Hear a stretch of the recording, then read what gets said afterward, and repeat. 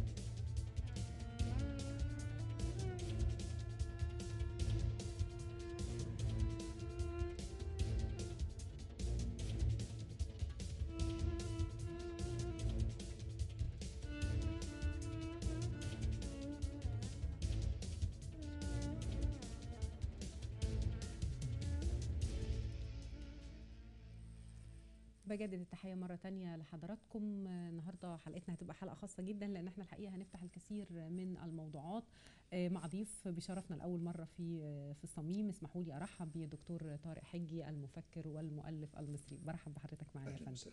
أهلا بيك دكتور طارق. خليني ممكن أتكلم يعني مع حضرتك في البداية عن موضوع أعتقد أن هو شغل مساحات كبيرة جدا من مساحة أو من كتاباتك ومؤلفاتك خاصة بالثقافة.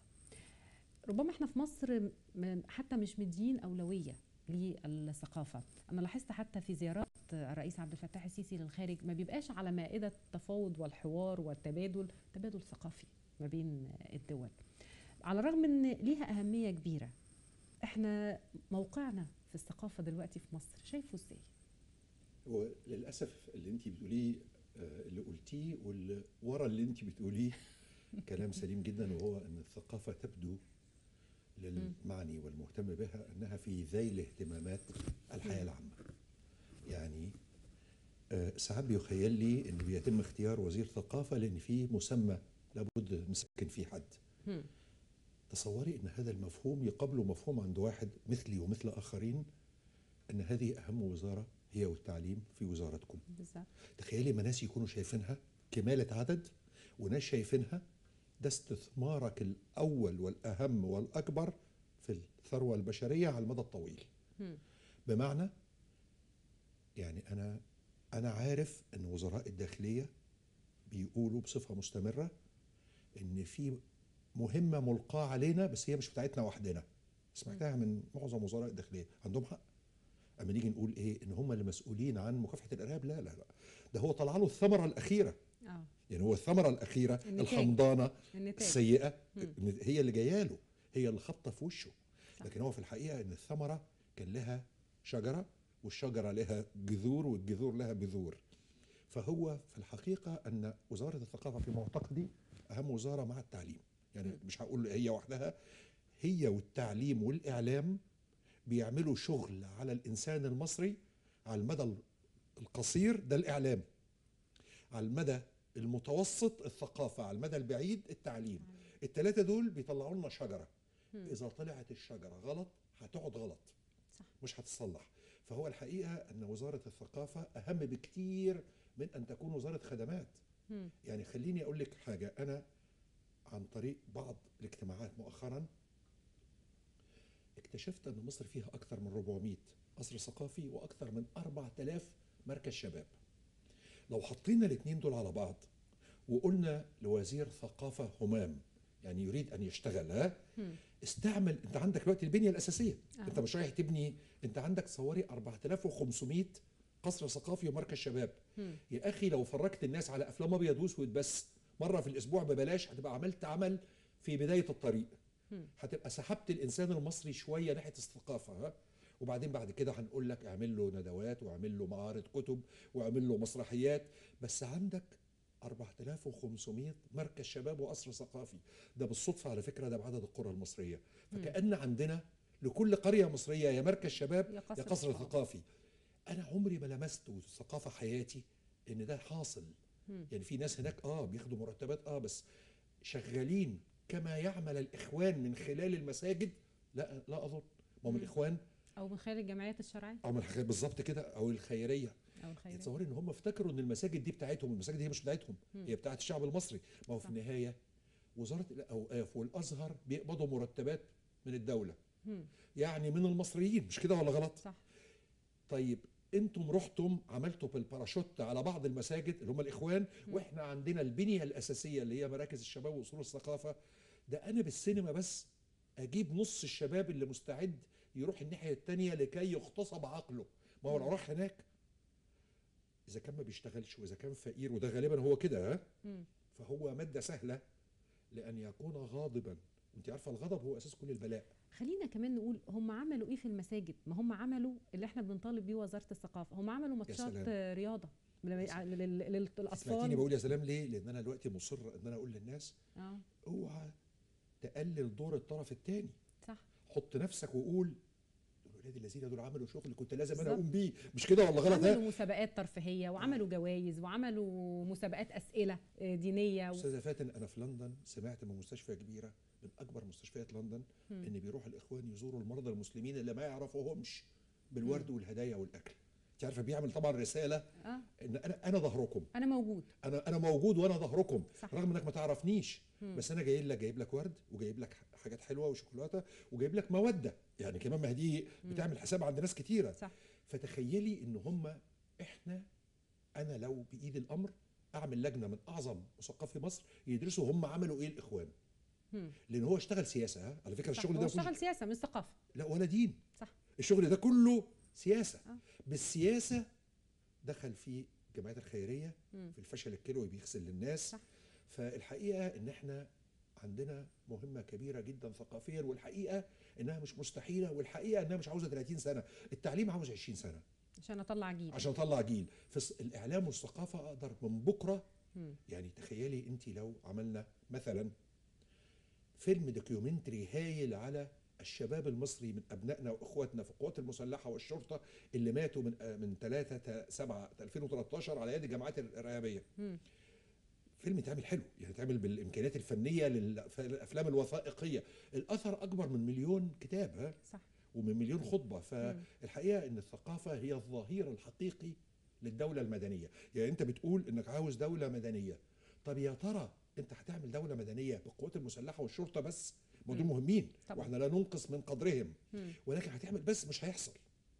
الطرف الثاني ما اشتغلش بكده بس، ده اشتغل. ده هو في الحقيقه داخل الاخوان في مدرستين تفكير، احب لو تسمحي لي اقولهم بسرعه. اتفضل. مدرسه بتقول احنا غلطنا ان جينا في الحكم سنه 2012، احنا مشينا غلط على كلام سيد قطب. سيد قطب كان بيقول نصل ثم نؤسلم المجتمع. صح. وطبعا حتى كلمه نؤسلم دي كلمه سياسيه برضه، ما هياش لا يأسلم ولا حاجه، يعني انت عارفه. حسن بنا كان بيقول له لا، بيقول له اعمل 60% من المجتمع وساعتها ما حدش هيعرف يشيلك. صح. انا عارف ان في ندوات خاصه للاخوان بيقولوا احنا غلطنا ان القطبيين، مين القطبيين؟ بديع والشاطر ودول اسمهم القطبيين، دول سحبونا لمنهج نوصل للحكم اولا. احنا لو كنا ماشيين ورا حسن البنا ولا روسيا وامريكا واوروبا ما يعرفوا يحركونا. ليه؟ عشان في فوق 50% من المصريين عاوزيننا. فاحنا لازم نشتغل ثقافه بالمعنى الحقيقي، اللي هو احبب الاطفال في الرسم، في الغنى، في الموسيقى، في السينما، في المسرح، في التماثيل اللي هم بالنسبه للطرف الثاني حرام وجريمه. مفيش بني ادم بيحب الحاجات دي ويبقى عنيف. انت عارفه البني ادم بيهذب زي ما يكون حطيتيه في سائل جميل، اما تخليه يسمع مزيكا ويتفرج على رسم، وما عادش ينفع يبقى الارتقاء بالذوق العام ان يطعن حد. صح.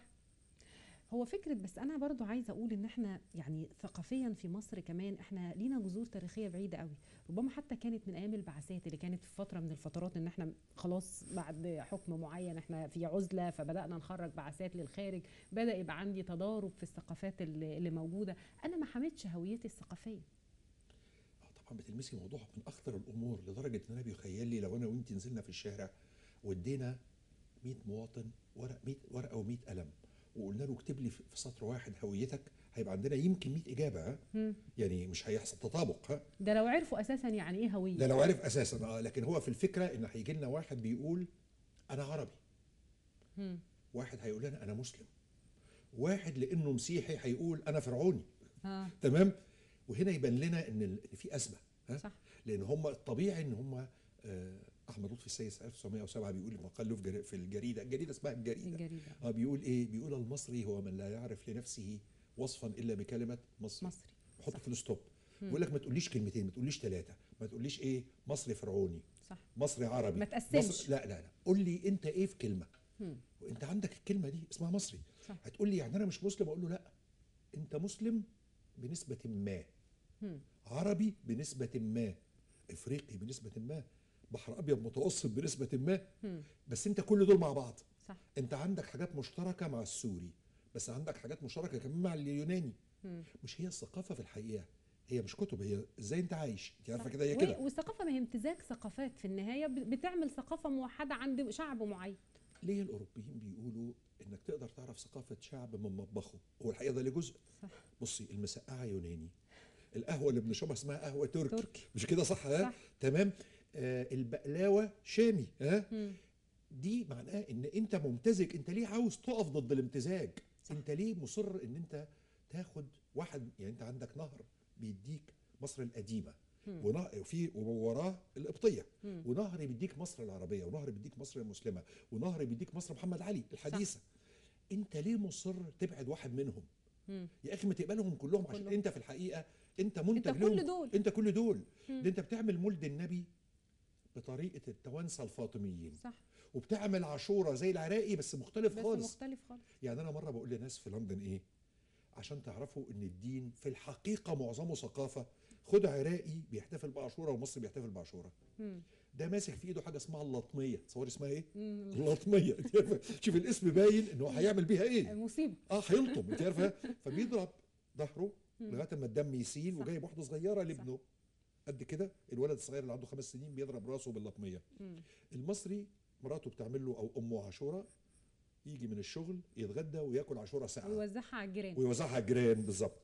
ويمكن الجيران يبقوا مسيحيين. صح. وهم يعملوا العكس. صح. طيب لما العراقي قطع دمه في عاشوره والمصري كل عاشوره ساقعه، اللي هي في الحقيقه زي البليله يعني. أيوة. يعني هي اقرب ما تكون الى حبه القمح. البليله. هنا بان لنا ان الدين الثقافه جزء مهم منه جدا. صح. لان انت مش معقول تكون سيلت دمك وانا اكلت عاشوره ساقعه وتقول لي انتوا الاثنين حاجه واحده. لا، احنا مش حاجه واحده. في اختلاف ثقافات. في اختلاف ثقافات. وكماشي ده على كل حاجه. صح.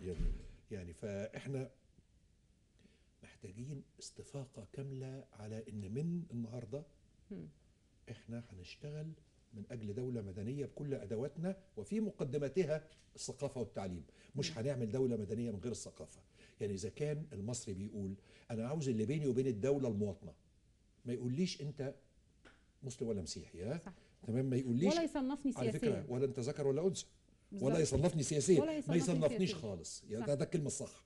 مش مسلم ومسيحي بس، انا مواطن. انا مواطن في الدوله. في الدوله. تقول لي بقى اسمر ابيض مسيحي مسلم ذكر انثى، ده ملاش دعوه بالوظيفه اللي انا مقدم فيها. تمام. عاوز اللي بيني وبينك يا دوله يكون المواطنه. انا ليا كل الحقوق وعليا كل الالتزامات لاني مواطن مصري. فول ستوب. نقطه بعديها. وده نص في الدستور. وده نص في الدستور. طب ده مش هيحصل من غير ثقافه مدنيه. مش هيحصل من غير السينما اللي كانت موجوده ايام الريحاني وعبد الحليم حافظ. صح. مش هيحصل من غير كده. يعني هو احنا الفارق اللي بيننا وبين اي مجتمع افريقي هم شويه الاسماء دي. صح. ام كلثوم وعبد الحليم وعبد الوهاب، هو ده الفرق. صح. بس خليني هوصل لعباره فكره ان احنا عايزين نلغي مفهوم متاصل عندنا دلوقتي قوي، اللي هو يانا ينت او فرق تسد. دي عبارات احنا بنلمسها كلنا في حياتنا. يعني احنا حتى لما بنختلف حوالين قضيه، هو يانا صح يا انت صح، مفيش انا وانت. ما بقتش موجود. ما ده هنعالجه ازاي؟ ما هو دلوقتي حضرتك بتلمسي الى على الاقل قيمتين من اهم قيم التقدم. التعدديه والاخر. تمام. وبتلمسي برضو على النسبيه. صح. ان ما دي احدى القيم، ان ايه، ان في نسبه من احنا متعددين. احنا متعددين. انا مصر اصلي في البيت وهو مصر يصلي في الجامع. فاحنا ده تعدديه. وهو مصر يبقى مسيحي وانا مصر ابقى مسلم، من حقنا. صح. فده التعدديه. وبعدين قلنا الاخر، ما بدل في تعدديه يبقى في اخر. صح. مش كده؟ وبعدين في النهايه بيجمعنا ايه؟ ان انا وهو احكامنا نسبيه. طب بصي على الفيسبوك وشوفي النقاشات. امبارح واحده كبه وده متكرر 1000 مره، مم. ولد يبعت لها يكلمها فما تردش عليه في الخاص، مم. فيقول لها انت مين يعني؟ ها؟ صح. انت فاكره نفسك ايه؟ بصي اسلوب الحوار ايه ده اسلوب الحوار ده؟ واقتحام الخصوصيه، يعني آه. اللي هو فكره ايه، هو ما يعني انا حتى لو على الفيسبوك ما هو في احترام لا، ما هو المجتمع عرفه في ال20 سنه اللي فاتوا. ما هقول لك حاجه، مشكله الست في مصر الرجل مش العكس. يعني انا مؤمن ان المشكله هي جوه الراجل. بمعنى ايه؟ هو لقى، عارفه يعني واحد بيستهبل، واحد بيقول انا لاني راجل اذا اتيح لي فرصه وعكس البنت هعاكس واللوم عليها. صح. المجتمع ما قالوش لا اللوم عليك. صح. بينما في الخمسينات على فكره ما كناش كنا موجودين كده مع حفلات السيده ام كلثوم والشوارع والنوادي، ما كان العادي. انا واحد كان في الثانويه العامه 66 67 تمام، ما كانت الستات بتلبس مره تحت الركبه ومره فوق الركبه، وكانت الناس مش عامله زي الذئاب المنطلقه كده اللي موجوده حاليا. تمام. هقول لك اكتر من كده ايه؟ طيب روحي لواحد من جيلي، واحد من جيلك، واحد من جيل ثالث، وادي له ورقه وقلم وقولي له في جيلكم وانتوا صغيرين كلمه تتحرش يعني ايه؟ انا في جيلي اما اقول لك ما تتحرشيش بيا في جيلي يعني لا تستفزيني، ده المعنى الوحيد. من اول جيلك وانت نازله هيبقى ليها معنى اخر، مش كده ولا غلط؟ بالزبط. دخل فيها الرجل والمراه. صح. والله انا في جيلي معناها ما تستفزنيش. لما اقول له واحد ما تتحرش بيا يعني ما تستفزنيش، لم يدخل الذكر والانثى في المعادله. الجنس ما دخلش. اذا معناها مش احنا بندرس في اللغه ان اللغه ليست اداه اتصال وانما وعاء ثقافي ولا غلط؟ هنا وعاء ثقافي. هنا وعاء ثقافي. بقى اما بنقول له يتحرش يعني يمد ايده عليها. صح. زمان كان بيتحرش يعني يستفزها فكريا. صح. ما تستفزنيش. انت اقول لك حاجه بالبلدي، احسن تعبير لما تتحرش في جيلي ما تجر الشكلي. دي بتاعت زمان.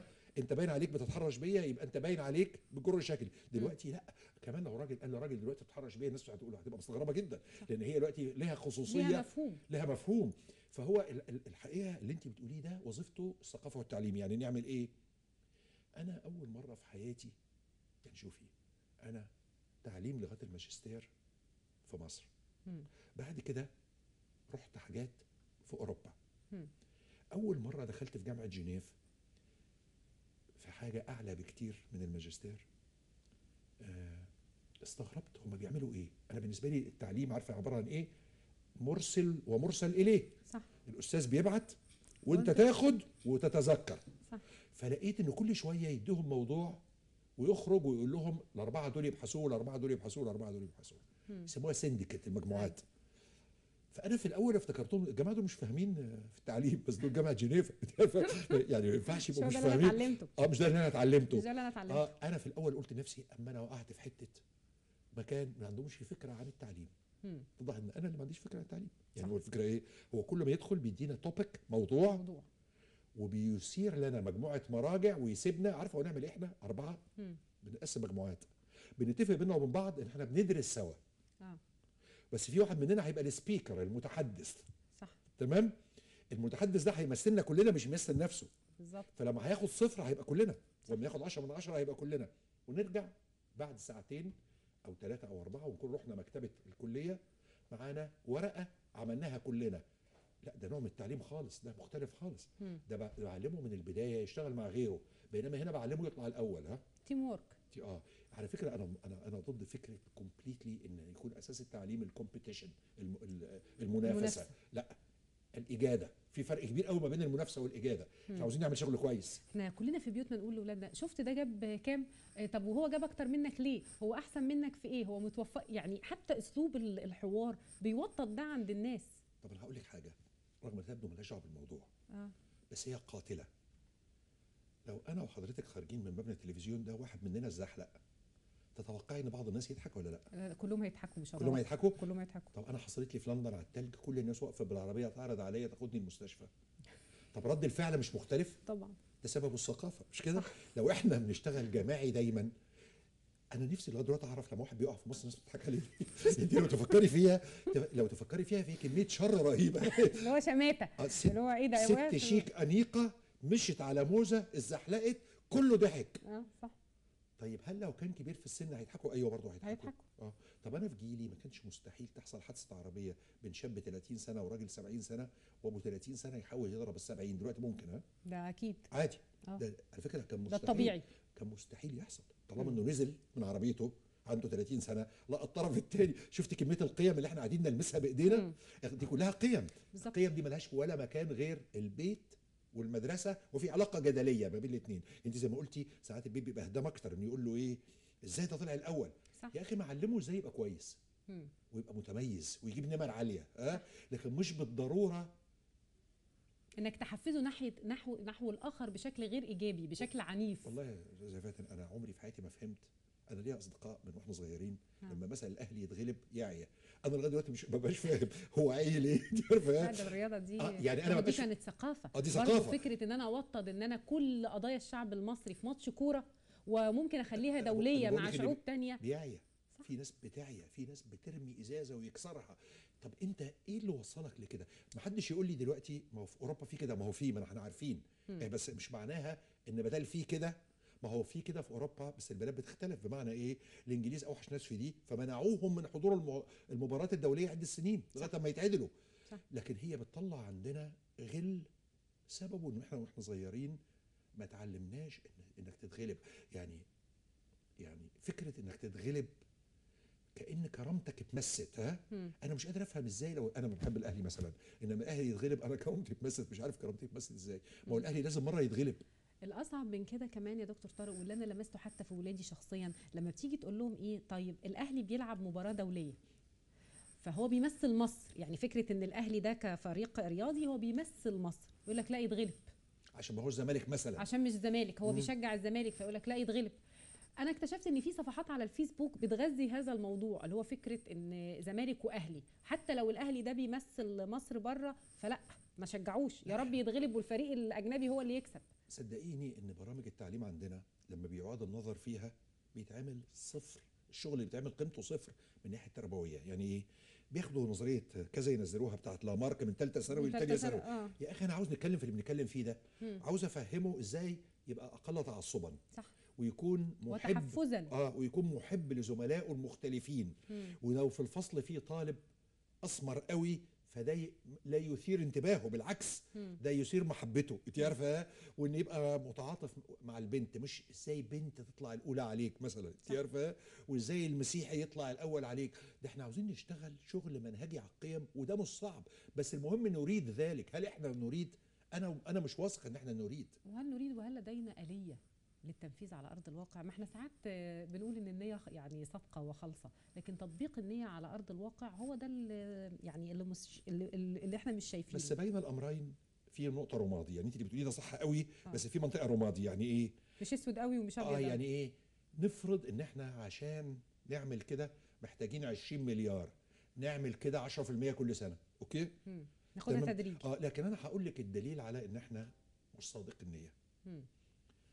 في رأيي المتواضع أن أعظم عقلية في فلسفة ونظريات التعليم في مصر هو الدكتور مراد وهبة، اللي متخرج من كلية الآداب قسم فلسفة جامعة القاهرة سنة 1947. فتستطيع أنك تقولي أنه هو رجل في التسعين غالبا، ما زال رغم سنه بيحاضر أسبوعيا وبيكتب. أنا أعرف كل محافل تطوير التعليم، هو مش ولا واحدة منهم. هو ما هوش ولا واحده منهم. وياما انا قلت انا مش فاهم احنا قاعدين نعمل ايه هنا بدون فلان، في محافل للتعليم. هذا الرجل من افضل 10 عقول في العالم في الاجابه على هذا السؤال. هو انت بتعلم الناس ليه؟ ده سؤال. انا عاوز موظفين، ولا واحد يقول لي لا اصل عهد الموظفين انتهى، مش كده؟ صح. فكره موظف اللي عند الدوله ده عهد انتهى. امال عاوز ايه؟ انا عاوز ناس في مجال السياحه، في مجال الخدمات، في مجال الكمبيوتر، في مجال الإعلام. يا ترى أنت مفصل التعليم لكده؟ ولا جامعة المنوفية زي جامعة بورسعيد زي جامعة أسوان؟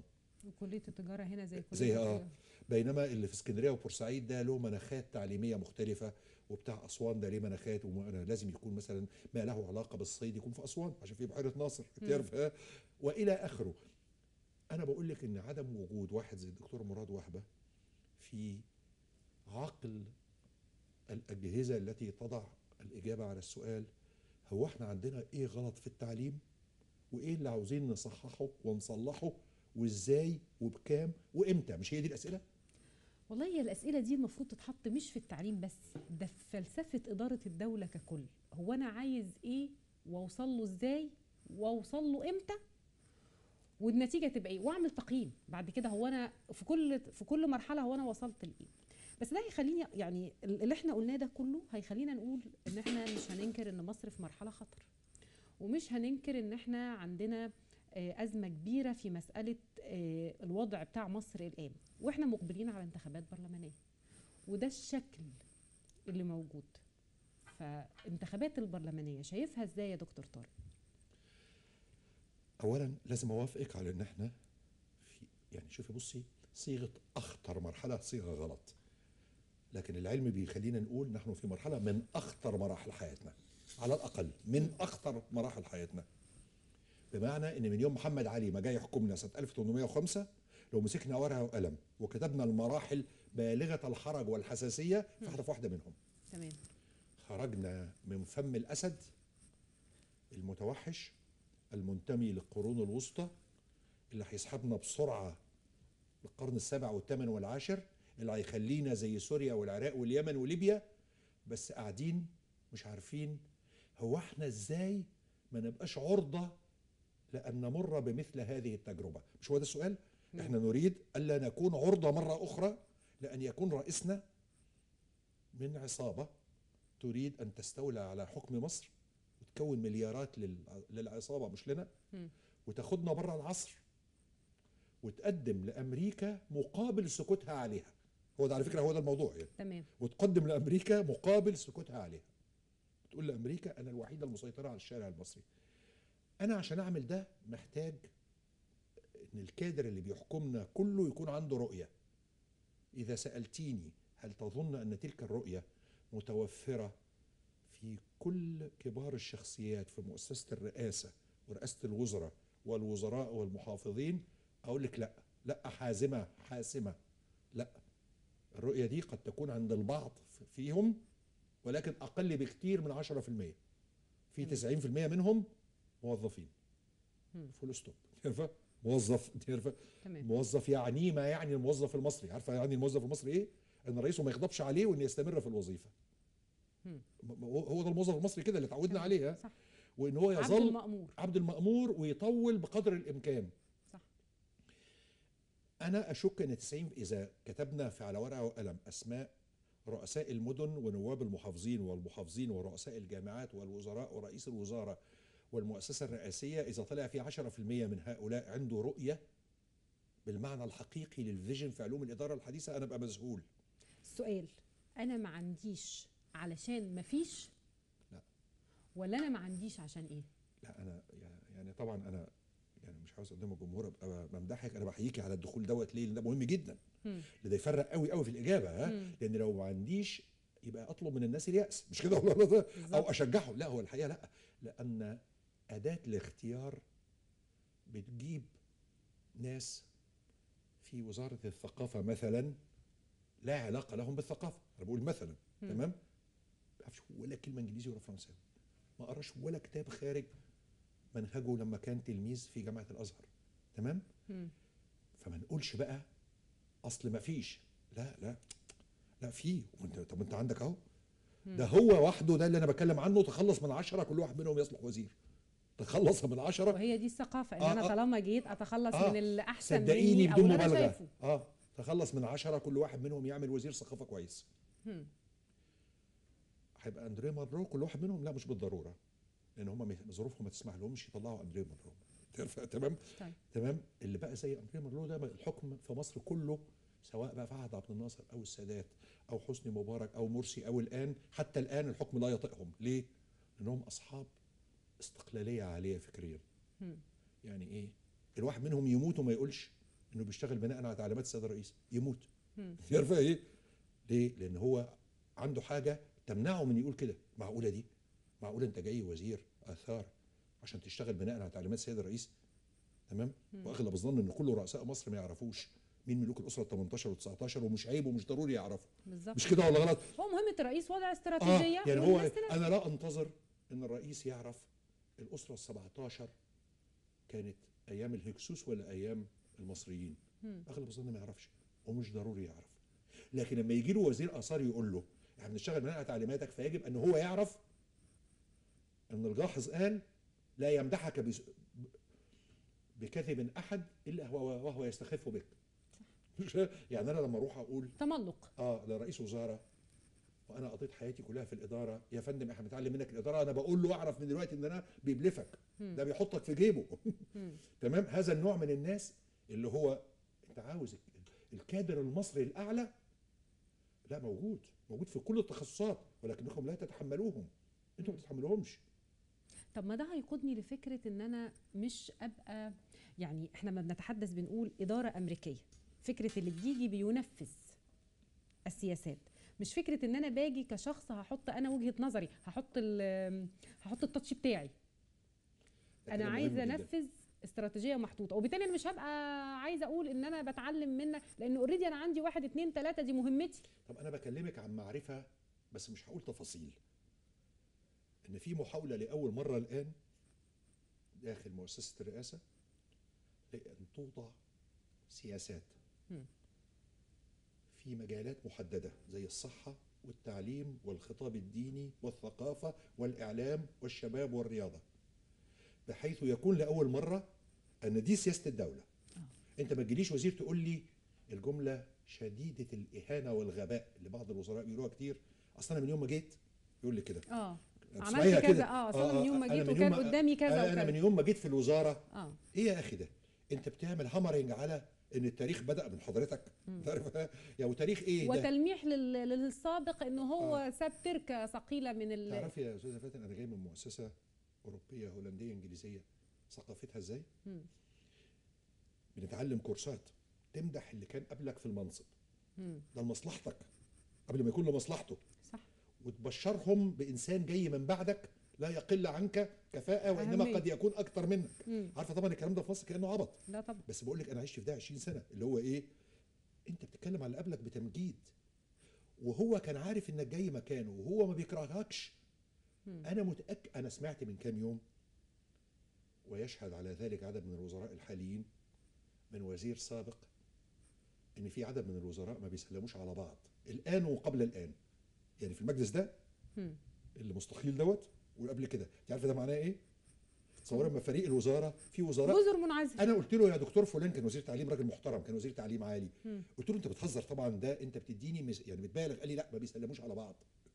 فده معناها ان احنا وصلنا الى جزر منعزله، وهنا كل واحد عاوز يبقى هو افضل من اللي قبله، صح، وبيكره اللي هيجي بعده من غير ما يعرفه. من غير ما يعرفه. ده هو الفكره. ان انا وقفت في يوم من الايام في الثمانينات من 28 سنه امدح في اللي كان قبلي في رئاسه شركه معينه وهو يعمل العكس. الثقافه اللي اتعلمنا عليها كده. يعني كان في شخص فاضل جدا كان وزير بترول الله يرحمه، علي والي الله يرحمه، كان اول وزير بترول مصري سنه 71. كان هو متحدث يعني جيد، يقول ايه؟ في مصر كل واحد قد يكون في مبالغه بس الكلام فيه حكمه، بيقول على اللي قبله واللي بعده حمير. دي زريبه تبقى ما تبقاش بلد يعني هي عيب ان احنا نقول كده، عيب ان واحد يصف اللي قبله واللي بعده بكده، لان ده مش صح. ولو صح انت مشكلتك كبيره جدا، صح، يعني انت الوحيد اللي مستثنى. لكن تصوري ان ده في الاعماق راي كل واحد في اللي قبله واللي بعده، وراي كل واحد في نفسه ان هو احسن من الباقيين. حاجه ده سببه كله في التعليم من هو صغير. هو من هو صغير، يعني انا ايه اللي بكلمك عنه ده من انبل الشخصيات اللي عرفتها في حياتي. السيد علي امين والي وزير البترول من سنه 71 ل 72، واحد الناس اللي اتعلمت منهم. يقول لك مش معقول ان كل واحد يقول على اللي قبليه ما بيفهمش واللي بعديه ما بيفهمش، ده كده مش هينفع. ليه؟ لان احنا مش هنعمل ولا خطوه لامام. ما هو بص حضرتك ايه، كل وزير بيقول اللي قبليه وحش واللي يجي بعديه ده اوحش، ويقعد يقول لنا من يوم انا ما جيت. يعني انت بتحط السياسه يبقى كل اللي قبليه باستيكه اتمسح. طب فين التواصل؟ نرجع تاني لجوهر سؤالك انه مهم جدا. انا اعرف الان ان هناك محاوله جاده لوضع سياسه تكون سياسه الدوله مش الحكومه. يا ريت الدوله المصريه الحقيقه مش في كل المجالات، في المجالات اللي ذكرتها لك. لا بس هقول لك حاجه مهمه جدا. المجالات دي مهمه. يعني بص هقولها لك مره ثانيه، في التعليم، في الثقافه، في في الاعلام، في الخطاب الديني، في الشباب، في الرياضه، في الصحه، في خطه ناس بتشتغل زي افريج ساعتين في اليوم على الاقل، ناس كبار عندهم شغل اخر، على ان يكون هناك في النهايه الدوله لها سياسات في هذه المجالات. ده الحقيقه المفروض انه لما يجي احمد يستلم الوزاره من محمود، في الحقيقه ما يقوليش سياسه الوزاره ايه، لا هو بيفتح السياسه اللي مكتوبه ويقول. انت عارفه الكلام اللي بقوله لك كلام تفصيلي ما بيتكتب بطريقه علميه، يعني ايه مش بكش، يعني مش نقول ايه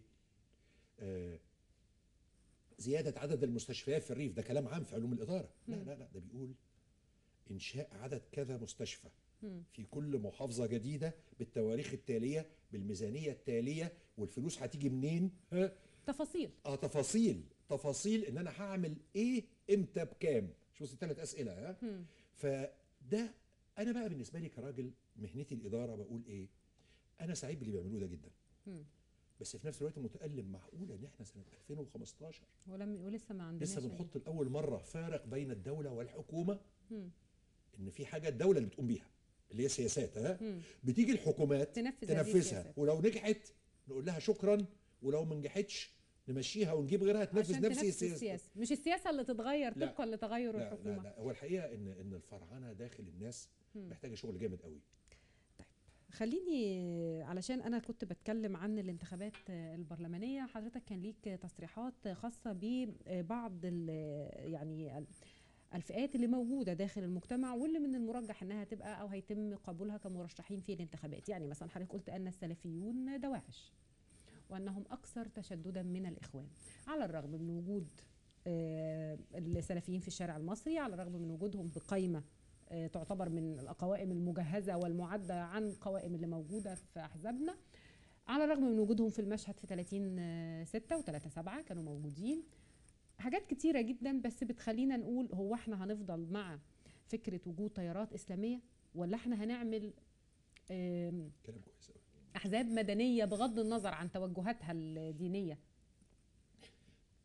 في الحقيقه الناس لازم تعرف ان لو سالنا استاذ اكاديمي متخصص ما هو الاسم العلمي للوهابيه هيقول لك السلفيه. ما هو الاسم العلمي للعمود الفقري للقاعده وبوكو حرام وداعش والنصره؟ فهي السلفيه. احنا كده ما بنتبلاش عليهم، بس هم بيقولوا احنا سلفيين من غير سلاح، فاحنا من حقنا نصدقهم او ما نصدقهمش. ما مش معقول ان انا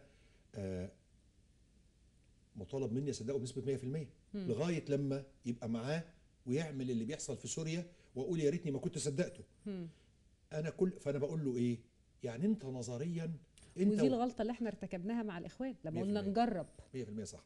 فهو ايه، بص انا هقول له ايه، انت والنصره وداعش عندكم نظريه في الحياه واحده، بس انت بتقول انا مش هرفع السلاح، لكن ليتس يعني خلينا نتفق ان النظريه واحده. تمام. انت عاوز دولة الخلافة التي لا تطبق القوانين العصرية وإنما تطبق قوانين أنت تظن أنها تنفذ مراد الله، وهي تنفذ فكر أشخاص عاشوا في القرن السابع. ده رأينا احنا، من حقنا يبقى رأينا مختلف، وانت من حقك يبقى لك رأي مختلف، بس انا بقول لك انت بتقول ده مراد الله، انا بقول لك لا ده مش مراد الله. ده فهم رجال معينين في زمن معين في بيئة جغرافية معينة. احنا الآن عندنا فرصة تاريخية أن يمنع بالقانون دخول هؤلاء الانتخابات. إذا تم ذلك فقد أنقذنا على المدى القصير بس، مش على المدى الطويل، لأن هو لازم أخلي المجتمع يؤمن إن دول وظيفتهم الدعوة الدينية نقطة. تمام؟ ما لهمش علاقة بالسياسة، ما لهمش علاقة بالسياسة.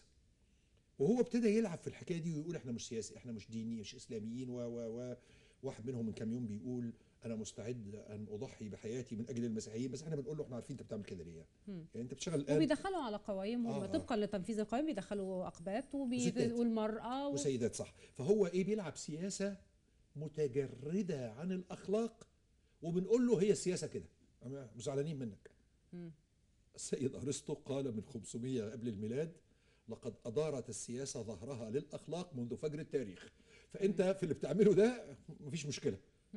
احنا وانت مش هندعي ان احنا مثاليين اخلاقيا سياسيا، لكن تعالى نقول ان احنا عاوزين الدولة دي تبقى حاسمة. القضاء بتاعها يقول هو ده حزب ديني ولا لا. فلو قال لنا ان ده حزب ديني ومنعه، يبقى خلانا عارف انقذنا من اول تعديه على الجسر بس. لان بعد كده عندنا شغل تاني في الثقافه. ها. طب نفرض ان هم دخلوا، هنقول للشعب ونوعيه كلنا اللي احنا بنؤمن بالدوله المدنيه، اياك تعمل غلطه 2012. انت في 2012 اوعى تقول المؤسسه العسكريه جابت لك الاخوان. اوعى. انت اللي جبت الاخوان. انت اللي جبت الاخوان. انت اللي عملت اللي عملته. وفي النهايه لما نيجي نقول ايه، اصل احمد شفيق كان اخذ اكتر، بس يعني في النهايه الاثنين زي بعض. اصل ما فيش واحد منهم اخذ 70 والثاني 30%. صح. ده احنا بنتكلم على 52 و48. أيوة. فانت اللي عملت الاصوات بتاعه مرسي انها تنط من 4 مليون ل 12 مليون. انتوا ال 8 مليون اصحاب هذا الجرم. انتوا مش ما عندكوش مساحه اعاده الغلطه. ما ينفعش. ما ينفعش تكرر الغلطه. انت لازم تختار واحد بيعمل من اجل هذه الدوله كدوله مدنيه. وانت كفايه عار انك بتشترى. كفايه. كفايه عار ان الصوت يشترى. والدوله بقى تشتغل كمان، يعني لازم بيد من حديد. لما يبقى واحد بيوزع زيت ورز. لا احنا دلوقتي بنوزع سوفالدي. لا ده احنا كابل الوباء. اياتها الدوله القويه، الفرق بينك وبين الصين هو قبضه الدوله. صح. الصين عندها قبضه كده. القبضه دي بتقول والدوله هي الاول. الحاج محمد عبد الله حسنين لما يبقى بيوزع زيت يبقى عندي جهاز بيقول مشطوب في الانتخابات. بيوزع فلوس. لما المباحث تعرف انه بيوزع فلوس يتلغي. صح. تمام. لان هو مش هينفع ان احنا نسيب حد ياخد صوت بزيت ولحمه. مش هينفع. ها. يعني دي جريمه في حق مصر، في حقنا، في حق الوطن. ولكن نفهم ان هناك ضعف انساني. بس الدوله تقف. يعني انا عاوز دوله تكون اشد قسوه من التسونامي بس بالقانون. صح. مش بالظلم يعني. لا. اكبر واحد في السلفيين اذا دخلوا في الانتخابات ووزع زيت، ده كمان نشوف له عقوبه اخرى غير دي. مثل عدم ممارسه العمل السياسي لمده 10 سنين. يا ايتها الحكومه، ميكافيلي بيقول لكم من 500 سنه: اذا خيرتم بين ان تكونوا محبوبين او مخوفين بالحق فكونوا مخوفين بالحق. المحبوبيه دي مش هتنفعك. صح. اللي هينفعك الصرامه، القوه، اللي هي قبضه شديده. يعني اتمنى ان الدوله اي حد يمارس اغراء للناخبين ان هو يتمنع، ويبقى فيه لجنه من حقها تمنعه مده طويله. يعني ايه؟ زي ما سمعتك ما بتقولي دواء الصفرة، دواء لالتهاب الكبد. معقوله الدوله تعمل كده؟ دي دوله دي ولا منخل مخرم؟ يعني ما هو الدوله يعني في واحد في وزاره الصحه سمح بذلك، مش كده؟ صح. ده انا اروح واقلب الدنيا على، يعني انا لما الوقت ده افصله وافصل كل الوسطاء. وما بيعرفوش يعملوا كده ليه؟ ما بيعرفوش يعملوا اللي عملوه في ليبيا ليه؟ لما راح بالطيارات ب 100 طياره ضرب. لازم يعمل كده هنا وبره. القبضه الحديديه. ولا يؤاخذني انا من اللي بيقولوا كده. عدد اللي ما بيقولوش كتير. فيستحمل واحد بيقول. ما معظم الناس ما عندهاش الجرأه تقول كده. بس هو في الحقيقه اللي تم في سيناء وتم مع ليبيا لازم يتم في كل المرافق. صح. زي ما رحنا ب 100 طياره ضربنا داعش، وزي ما بنصطاد من الهواء كل ارواح خسيسه في سيناء، احنا لازم نعمل كده في جوه في كل المرافق. ليه دايما كان يعني وانا كنت بقرا كده حاجات كتير كنت بقول هو احنا ليه عندنا انحراف فكري؟ يعني هو احنا يا اما نبقى سلفيين يا اما نبقى علمانيين. يعني هم دول الجهتين. هو فين التيار الوسط؟ فين اللي يقول لي يعني السلفي لو سمع افكار يقول لك ده علماني، والعلماني لو سمع افكار يقول لك ده سلفي، واحنا لا ده ولا ده. طب ايه؟ هو طبعا دي نتيجه غير عاديه لاستقطاب في المجتمع. يعني استقطاب مجتمع قليل الثقافه ضعيف التعليم. يعني انا عارفه حضرتك دايما بتتهم انك علماني. طبعا 100% صح. التفصيله بس انا هقول للناس انا علماني بانهي معنى، ونشوف بعد كده هم هيبقوا زعلانين ولا موافقين. انا علماني بالمعاني التاليه: نمره 1، لا يجوز المساس بمعتقدات الناس ايا كانت. 2، يجب احترام حق الانسان في الاعتقاد ايا كان المعتقد. 3، لا يجوز تسفيه معتقد الناس ايا كانت. الثلاثه دول نخليهم اولا. ثانيا، الدوله يجب ان تكون مدنيه، بمعنى ان احنا لنا دين بس الدوله ملهاش دين. الدوله طرف محايد بيننا اساسه المواطنه. صح. تمام. بعديها الدين شأن شخصي. بعديها لو أن رجل الدين المسيحي والمسلم تفرغ للدعوة الدينية وترك السياسة لأهل السياسة لكان ذلك أفضل. ليه؟ الدين ثابت والسياسة متحرك. صح. إذا ربطت الثابت بالمتحرك، يا المتحرك هيبقى ثابت يا الثابت هيبقى متحرك، والاثنين بايظين. مش كده ولا غلط؟ هثبت السياسة، الله ده أنا هقدس كل شيء. هحرك الدين، ما بقاش دين. مش كده ولا غلط؟ ها؟ فأنا عاوز المطلق يظل مطلق والنسبي يظل. إذا كان المعنى ده معنى رديء فأنا علماني، والذي لا يوافق على ذلك هو حر، بحترمه. بس أنا متأكد إن معظم المصريين معايا في التعريف ده. يعني إيه؟ بس ما فيش داعي نسمي ده علماني.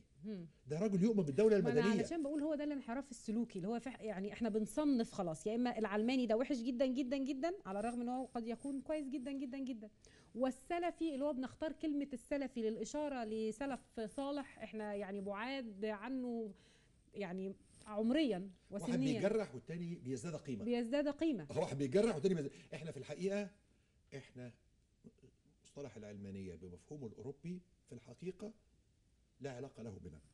ده مفهوم نجم ونشأ في صراع معين. صح. بين الكنيسة والمجتمع المدني. بالزبط. احنا لازم نتكلم على دولة مدنية ومجتمع مدني. تمام. ودولة علمانية لغاية الآن الناس مش عارفين يكسروا اللام ولا يفتحوها. هل هي من العلم علمانية ولا علمانية من العالم؟ وعارفة سبب الاختلاف ايه؟ المصطلح ده مش بتاعنا. ده مصطلح بتاعهم. انا يعني في اعتقادي ان ما حدش عارف اساسا هو يعني ايه علمانيه وهي جت منين اصلا، لانها اساسا بعيده كمان عن فكره يعني الاسلام ما كانش طرف فيها في الخارج، ما كانش طرف فيها خالص. كاني دلوقتي بقول ايه؟ هل البابا يملك اراضي مصر كلها ولا لا؟ ده الوضع ده في اوروبا. دي مش مشكلتي. صح. انا ما عنديش الوضع ده بالظبط. ما عنديش زي بابا الفاتيكان انه كان بيملك زمان كل اراضي اوروبا. فهو الفكره كلها انه مصطلح اتجلب لنا من ناحيه. واحد يقول لك العلميين دول عاوزين يجلبوا من بعض. شوف نصل الى مرحله ايه؟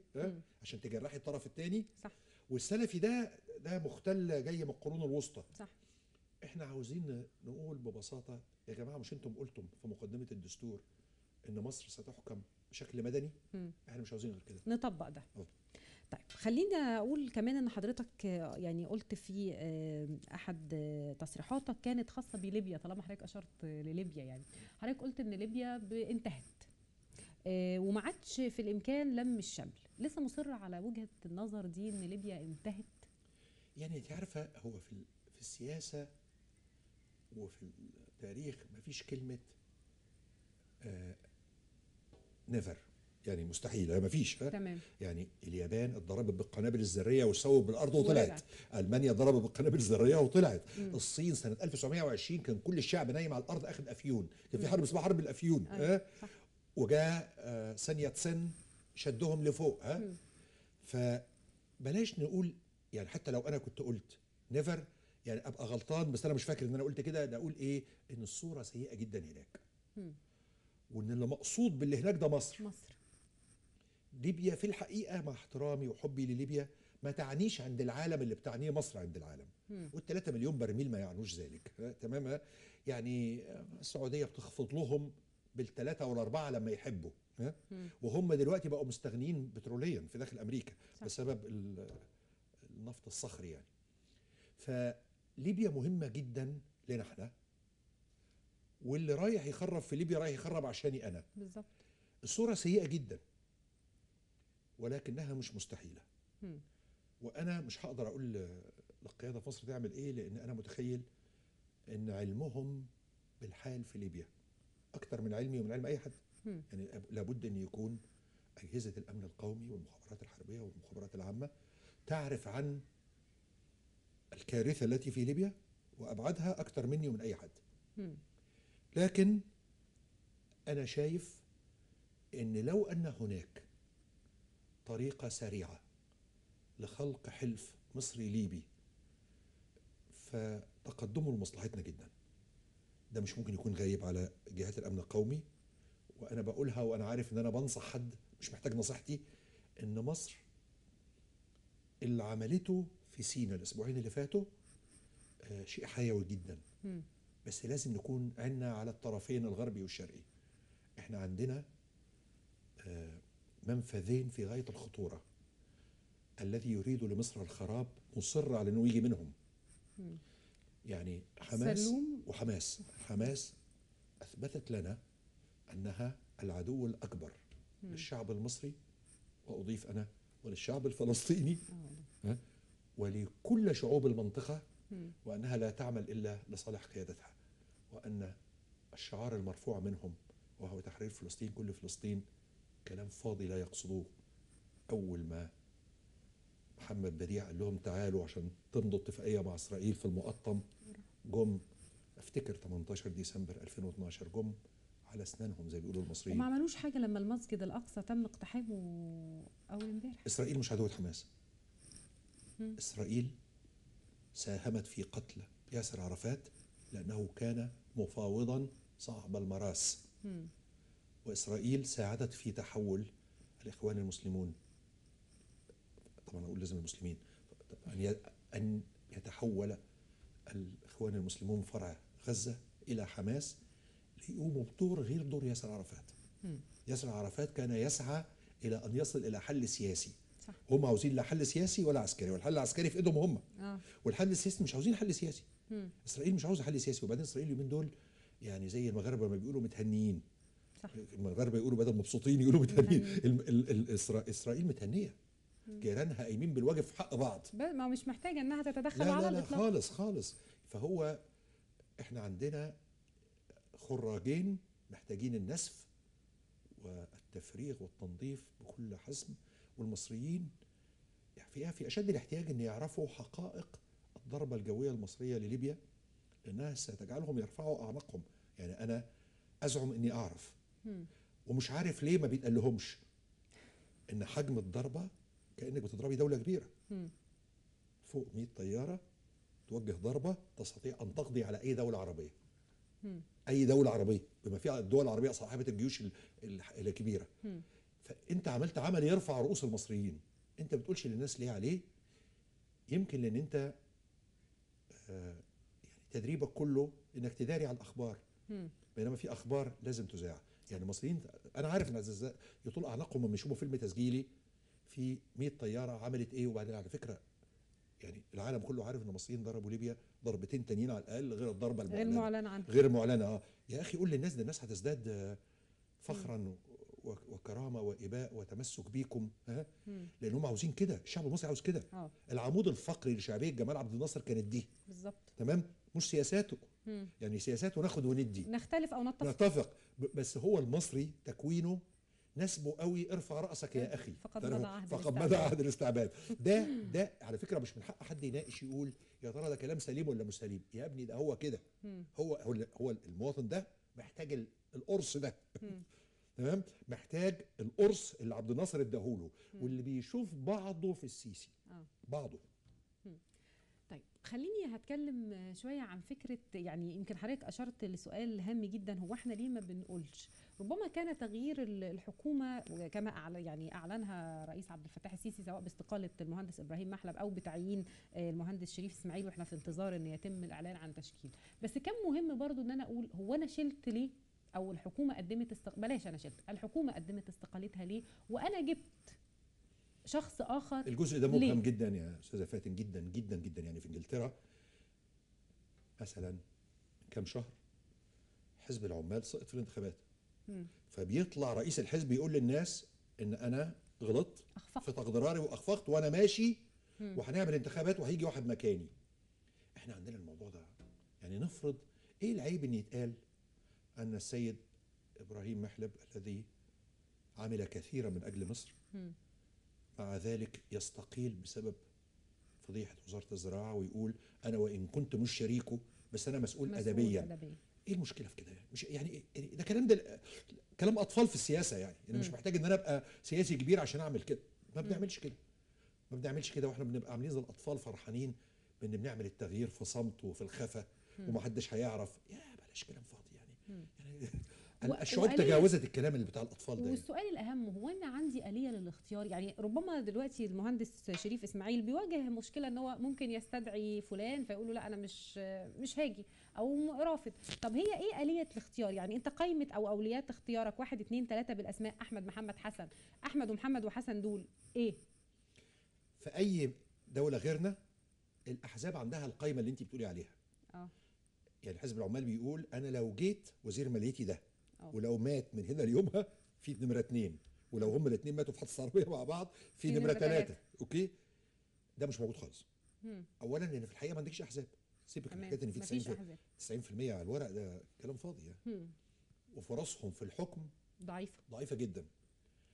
انا اعتقد ان الرئاسه لاول مره من 2-3 بدات تكون قوائم باسماء، ولكن مش قائمه في رايي على الكفاءه، قائمه على راي الاجهزه. هو الحقيقه انا في رايي ان كل الاجهزه الامنيه من حقها تقول لا، بس ما تقولش في فرق بين الاثنين. بمعنى ان الرئاسه تكون عندها قائمه مثلا ل10 ينفعوا وزير اعلام. الجهاز الرقابيه ما تقولش مين احسن واحد فيهم، ده مش شغلها. هي تقول عيوب اللي فيهم. يعني انت بتقول ان فلان ده مش امين، ده عليه شبهات، لكن انا لا اتخيل ان الاجهزه الرقابيه تعرف كنه وتفاصيل كفاءه كل وزير في مجاله. ما يعرفوش، ومش عيب ان ما يعرفوش. وانا ما اعرفش، يعني انا الراجل بتاع اداره، انا ما اعرفش مين احسن واحد يدير القصر العيني. لازم تبقى في جهه تانية هي اللي بتعرف. زي مين يا دكتور طارق اللي يقيم كفاءه المسؤول؟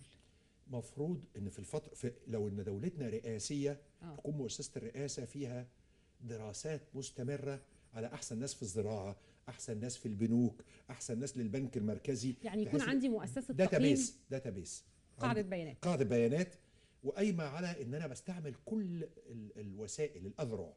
يعني بعرف مين المصريين الناجحين.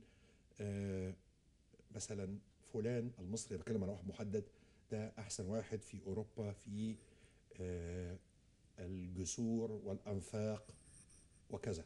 المهندس عازر مثلا. ده ابني داتابيز ليا كرئاسه، والجهات الاخرى بتقول لا ده حرامي، ده عليه شبهات، ده متجوز 3 ستات في السر واحنا مش عارفين. تعرف الجزء اللي هو الرقابي. لكن ما يقولش يقول لا. انا مش متخيل ان الاجهزه الرقابيه تقول هي تقول لا من حقها، وتقول لا باسباب. لا، ومن حقه تماما. هو موجود ليه؟ موجود عشان يعرف ان فلان ده، يعني اللي عمله مع وزير الزراعه نأمل ان يحدث دائما قبل الاختيار وليس بعده. واغلب الظن ان هم عملوه كتير قبل كده، صح. تمام. لكن اذا كانت الاجهزه الرقابيه بتقول مين يجي، تبقى كارثه. ليه؟ لان انا متاكد بمفهومي في الاداره ان معرفه مين الكفء في كل مجال له علاقه بالمجال، صح. لكن هم بيقولوا ايه؟ ده مستقيم، ده مالوش شبهات ماليه، ده ما عندوش شبهات اخلاقيه. ممتاز، ناخد كلامك 100%. خلي كمان في جهه تقول هو كفء في ايه. لكن هو ادار مستشفيات قبل كده ولا لا؟ لا، مش حضرتك، لا، ده جهه اخرى. طب اسمح لي بس انا هخرج لفاصل لرفع شعائر اذان المغرب، ثم نعود لاستكمال في الصميم. بجدد التحية تاني لحضراتكم، وبستكمل حواري مع دكتور طارق حجي المفكر والمؤلف المصري. برحب بحضرتك مرة تانية يا فندم. خليني بقى، يعني ربما أنا عرضت أو مسينا نقاط كتيرة جدا وأعتقد أنها وصلت لي المشاهد، لأنه إحنا بنقول على حاجات يومية متكررة عندنا. بس خليني أقول، لو أنا بقى عايزة أحط منهج أبدأه بالثقافة، ولما أجي أقول أنا عايزة أقول أنا ممكن مش من بكرة، من دلوقتي هاخد أول خطوة في إصلاح منظومة ثقافية، بحيث احط عندي عنوان تايتل كده، حاجة اسمها امن ثقافي. انا عايزة اعمل امن ثقافي في هذه الدولة. اعمل ايه؟ هو انا كاتب في الموضوع ده، يعني اللي حضرتك بتقوليه ده بالظبط كاتبه. هو انت محتاج كحكومة مصرية انك تعمل تنشيط لدور وزارة الثقافة، بحيث تعمل مكاسب سريعة. يعني يبقى غير ان انت هتشتغل على المدى الطويل، انت عاوز حاجات خلال شهور. فعاوز تعمل استنفار كامل لكل اذرعك. انت عارفه اذرع وزاره الثقافه عديده جدا. يعني من المجلس الاعلى للثقافه، لدار الاوبرا، هيئه الكتاب، لدار الكتب، للسيرك، للمسارح. انت عاوز استنفار لكل، يعني تقعد مع الناس دي وتعمل استنفار لكل ادوات وصولها للناس سريعا وباقل تكلفه. يعني انت عاوز تمسك عشرات الجزيئات وتشتغل جامد عليها قوي. زي ايه؟ مكتبه الاسره. اقول مشروع عظيم جدا، من اعظم المشاريع اللي تمت في مصر خلال ال 50 سنه اللي فاتت ثقافيا، واللي احنا اتربينا عليه. ولكن كان في مزايا وفي عيوب. في بعض الكتب مش المفروض تيجي هنا، لان القارئ اللي انا عاوزه هنا ده القارئ اللي هو مش هيجيب 20 مجلد، كل مجلد 1000 صفحه. صح. فايه، انا عاوز اعمل برنامج سريع ليه في 12 شهر اوصل له بعيون الادب المصري الحديث اللي فيه روائع طه حسين ولويس عوض ومحمود امين العالم و سريع. يعني كل اسبوعين في كتاب ما يزيدش عن 200 صفحه. انا ليا ناشر في انجلترا بيقول لي كل ما يسمع ان انا عامل كتاب يقول لي ارجوك 190 صفحه. فاقول له ليه؟ قال لي زمن ال 600 صفحه انتهى، وده كلام صح. بالظبط، كبسوله سريعه. اديني كتاب في حدود 190 صفحه. في ناس بتخش المكاتب بره وما يلاقي الكتاب متجلد وضخم 600 صفحه ما ما يرضاش بياخدوش، ياخده. بجانب ثمنه، بجانب ان ما عادش في وقت لكده، بجانب ان وسائل المعرفه اتغيرت. بالظبط. ما انت بتيجي تكلمي اي حد دلوقتي تقولي له في قنبله في الحته الفلانيه، بتلاقيه عارف ده مش سبب الكتب، ده سبب صح. الانترنت. بالظبط. فيبقى اعمل استنفار في كل الادوات، في المسرح، في السيرك، في دار الاوبرا. شغل دار اوبرا كل يوم، كل يوم اشتغل يوميا للجمهور وعروض واخرج بفرقها للاقاليم. وابقى عاوز اشوف كل مركز قصر ثقافي من 430 اشوف برنامجه الاسبوعي، وبرنامجه الاسبوعي مش مره واحده، مرتين ثلاثه. عنده مره فيلم، عنده مره مسرحيه، عنده مره متحدث. اعمل اكتيفيشن هي تفعيل لاذرع وزاره الثقافه، بحيث ان الناس تشعر، اولا تشعر ان في حاجه اسمها وزاره الثقافه، لان تاكدي ان كل 100 مصري في حوالي 95 في مش عارف هي بتعمل ايه. لا. ومش معقول تكون وزاره الثقافه بتشتغل من اجل المثقفين او اللي جوه وزاره الثقافه. هنتكلم على المواطن المصري. صح. اعمل اكتيفيشن تاني، يعني تفعيل لكل الفرشه دي. دار الكتب، المسرح القومي، المسارح، المتاحف اللي لسه مش تبع الاثار، رغم ان انا ليا رؤيه ان في تكامل غير عادي بين الثقافه والاثار، بس ده مش موضوعنا. يعني انا مش قادر اتخيل ان ثقافه مصر لما اشيل منها المتحف المصري راح جزء كبير قوي من العمود الفقري للثقافه. لكن في النهايه اعمل تفعيل لكل ده، بحيث ان الناس ما تشوفش بعد 10 سنين، لا ده بعد شهر يبقى في المواطن المصري بيقول ده اصل في المركز الثقافي الفلاني في فيلم ابيض واسود ببلاش كل يوم سبت، انت عارفه، واعمل بص يجيبه. يعني احس بالخطر. نريد وزاره الثقافه تشعر بالخطر. الخطر هو الاصوليه. الاصول اشتغل من زمان. اشتغل من، على راي بورقيبه، حكومه نايمه فوق الارض واخوان شغالين تحت الارض.